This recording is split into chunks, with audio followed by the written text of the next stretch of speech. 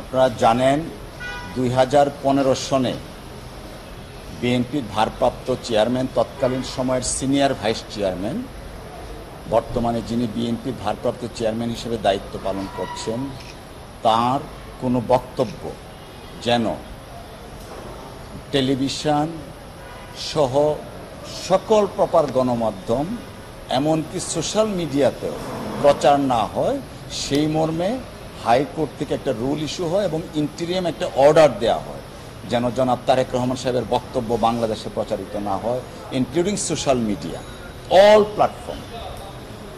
2015 সালে রুলটা ইস্যু হয়েছিল এবং ইন্টিরিয়াম অর্ডার ছিল।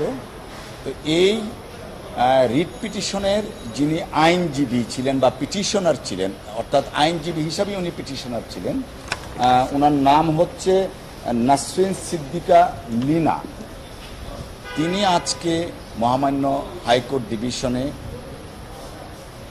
আসেন এবং এসে, আজকে মামলাটা লিস্টে ছিল সেই রিট পিটিশনটা, তিনি এসে আদালতে বলেছেন যে এই রিট পিটিশনটা তিনি আর চালাতে চান না, নন প্রসিকিউশন করতে চান। অর্থাৎ এই রিট পিটিশনটা আজকে থেকে আর অস্তিত্ব নেই, নন প্রসিকিউট হয়েছে, রিট পিটিশনটার আর কোনো অস্তিত্ব নেই। এর মধ্যে মাননীয় আদালত বলেছেন আজকে থেকে জনাব তারেক রহমান সাহেবের উপরে ওনার বক্তব্য প্রচারের ক্ষেত্রে যে নিষেধাজ্ঞা ছিল তা আজকে থেকে আর কার্যকরী নয়। যে নিষেধাজ্ঞাগুলো জারি করা হয়েছিল সেগুলো রিকল করে ভ্যাকেট করে দিয়েছেন এবং রিট পিটিশনটাই শেষ করে দিয়েছেন।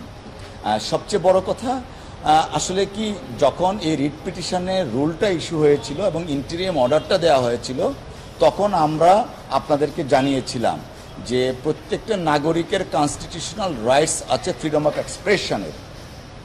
সেই কনস্টিটিউশনাল রাইটসটাকে ইনফ্রিঞ্জ করে রুল ইস্যু হয়েছিল। আমরা আজকে মনে হচ্ছে যে ন্যায় বিচার পেয়েছি। কনস্টিটিউশনাল রাইটস, যে রাইটসগুলা আপনার প্রিজার্ভ করার জন্য, সমুন্নত রাখার জন্য আইনজীবী সমাজ কাজ করেন, আমরা কাজ করি আদালতে আইনজীবী হিসাবে। আজকে সেই রাইটসটা প্রিজার্ভ হয়েছে এবং বিএনপির ভারপ্রাপ্ত চেয়ারম্যান জনাব তারেক রহমান সাহেব অফিসিয়ালি সব ধরনের বক্তব্য, বিবৃতি আপনাদের টেলিভিশন, পত্র পত্রিকায় সব জায়গায় আপনারা এখন থেকে প্রচার করতে পারবেন। আইনগত আর কোনো বাধা থাকলো না। Treat chocolate. Treat moment. Sweet moment.